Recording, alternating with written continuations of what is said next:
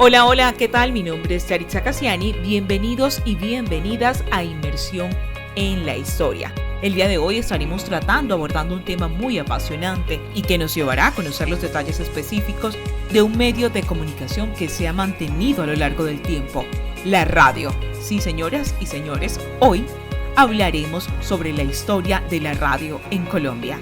Así que adapten sus asientos y abrochen sus cinturones porque vamos a iniciar este viaje.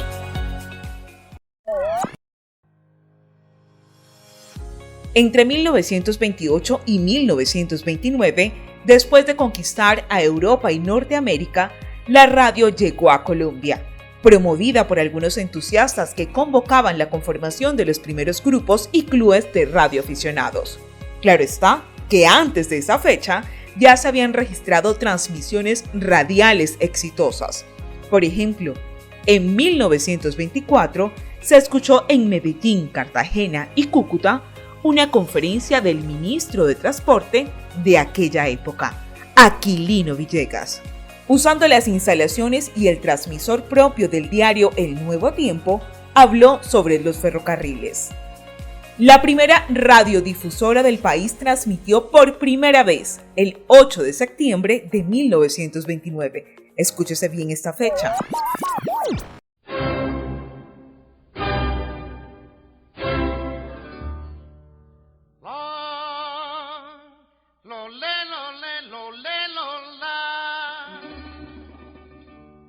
De 1920 China, vengo sonando la lira. Argentina, 1922. México, 1922. Uruguay, 1921. Perú, 1925. Cuba, 1922. Venezuela, 1926. ¿Y Colombia? Todo nos llega tarde. 8 de septiembre de 1929. Su nombre era HJN. Esta fue administrada y operada por el Estado a través del Ministerio de Educación y funcionó hasta 1937. En 1940, HJN volvió bajo el nombre de la Radio Nacional. La estación, localizada en el sector de Puente Aranda, tenía un estudio en uno de los salones del Capitolio Nacional. ¿Y qué se oía por la radio en Colombia por la época de la inauguración de la Radio Nacional? La programación constaba esencialmente de música, noticias y radioteatro. En ocasiones se transmitían conferencias, reportajes, mesas redondas. Y en cuanto las había, las sesiones del Congreso.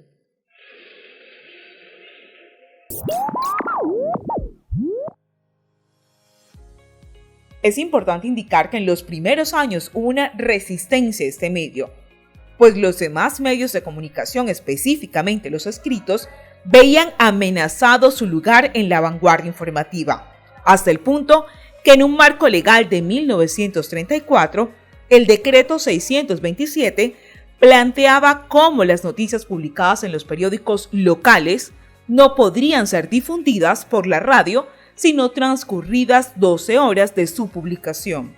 Quienes hicieran caso omiso a esta reglamentación corrían el riesgo de ser sancionados con una multa económica o hasta con la cancelación de la licencia de transmisión. Además de las iniciativas radioaficionadas, es importante señalar la inauguración que se dio en 1940 de la Radio Nacional, ya institucionalizada junto a la autorización gubernamental de funcionamiento de emisoras privadas. Esto dio comienzo formal a la era radial en Colombia. Luego de ello, se consolidó una programación frecuente, estructurada y atractiva, junto a la ampliación y popularización del medio, entre otras cosas, por la posibilidad de adquisición de aparatos receptores para la población general. Cambió todo esto de manera significativa la cotidianidad de la sociedad colombiana. Fue así como entonces la radio llegó a las salas, cocinas, habitaciones de las casas de muchos colombianos, que a través de las ondas sonoras conocieron la voz de los presidentes de Colombia y el mundo. Se enteraron de lo que estaba pasando en otros países e incluso siguieron a sus ciclistas favoritos en las primeras transmisiones de la Vuelta a Colombia o las peleas de los campeones de boxeo y aprendieron a sumar, restar, a hacer cuentas básicas, a cuidar su jardín y sus animales domésticos. a la 1:30 del día 9 de abril de 1948. A la 1:15 fue asesinado por un policía conservador, el doctor Jorge Eliezer Gaitán. Oiga, es increíble, habla Alfonso Yaqui, el segundo al mando de este operativo. El presidente de la República no le ha pasado el teléfono al presidente de la Corte y se va a morir. Cruz Herrera, campeón, campeón de la vuelta. Entonces la información que se tiene en este momento es que fue abatido el jefe del cartel de Medellín, Pablo Escobar Gaviria. Marino Klinger saca un defensa, sale Yachín, dispara, ¡gol! ¡Gol!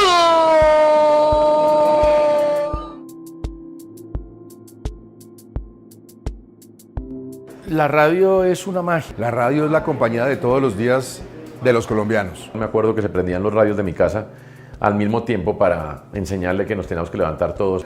Yo creo que es el medio por excelencia de un país como el nuestro. Las noticias más importantes en el mundo y en Colombia se han conocido a través de la radio. La radio es una escuela todos los días, es el teatro de la imaginación. Y que además ha forjado en parte la historia de este país. ¿Tú te acuerdas de todo? El Bogotazo. En el Bogotazo uno tiene unas imágenes que no han pasado, pero la transmisión de radio es lo que pasaba. La radio es el medio más importante. La radio es como uno vivir con un lorito al lado. Tiene ese encanto que realmente creo no tiene otro medio. Para mí la radio es todo. La radio es el origen de mis pasiones más altas y más bajas, más medianas, más gordas, más flacas, mis odios, mis crímenes. Mis primeros amores platónicos fue Calimán. Porque se ponía, yo me acuerdo que me parecía como me lo mostraban o como lo escuchaba súper sexy, súper poderoso, súper atractivo. Pero recuerdo mucho un radio marca Sanyo con 6 pilas de las grandes de onda corta que se convirtió en mi juguete de infancia a los 6 años y de ese juguete se desprende mi vida, que es hoy básicamente la radio. La radio es tecnología, innovación, imaginación, es una educadora por excelencia. De hecho, en el país, Radio Sutatensa es una muestra de ello. Esta emisora nació en 1947 en el corazón del Valle de Tensa, en el departamento de Boyacá. Un proyecto de escuelas radiofónicas fue lo que le permitió surgir bajo una organización denominada Acción Cultural Popular. Esta permitió que más de 8 millones de campesinos salieran a educarse y además marcó el comienzo de una revolución cultural y educativa para el campo colombiano. El primer programa cultural fue difundido el 16 de octubre de 1947 en un espacio de música interpretada por los campesinos del municipio. Entre 1968 y 1994 se trabajó en conjunto con el Gobierno Nacional para la implementación de proyectos de desarrollo rural, específicamente con el Departamento de Planeación Nacional, el Ministerio de Agricultura, el ICA, la Caja Agraria y el SENA. También con el Ministerio de Comunicaciones y el Ministerio de Educación, para así ampliar el sistema de educación a distancia y fortalecer esos procesos educativos para adultos. Radio Sutatensa se fortaleció y tenía en su parrilla de programación espacios de salud, alfabeto, números, trabajo, producción agropecuaria y espiritualidad. Mi contacto con la radio, antes de Radio Furatena, antes de yo trabajar allí, fue con Radio Sutatensa, las escuelas radiofónicas de Radio Sutatensa de Acción Cultural Popular, que se establecieron en un pueblo muy lindo de Boyacá que se llama precisamente Sutatensa, con el padre Monseñor Joaquín Salcedo, un gran impulsor de la cultura a través de la radio. ¿Qué hacían las escuelas radiofónicas? A través de cartillas y a través de programas enseñaban a leer y a escribir. Tenían unos líderes que capacitaban a los campesinos en cada pueblo. Hasta mi pueblo llegaban también los campesinos, los líderes campesinos, y nos enseñaron a escribir. Actualmente, aunque surgieron nuevos medios, la radio sigue trabajando para mejorar su calidad. Existen emisoras y cadenas que transmiten músicas, programas culturales, noticias y deportes. La radio sigue siendo uno de los medios masivos más importante, pero sobre todo el más ágil y con mayor inmediatez. Bueno, hemos llegado al final de este podcast en el que hemos tratado de resumir en gran parte la información de lo que es la radio, de cómo ha sido esa historia de la radio en Colombia.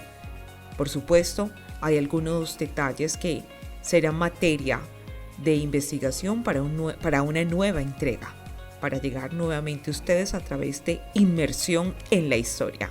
Hasta la próxima.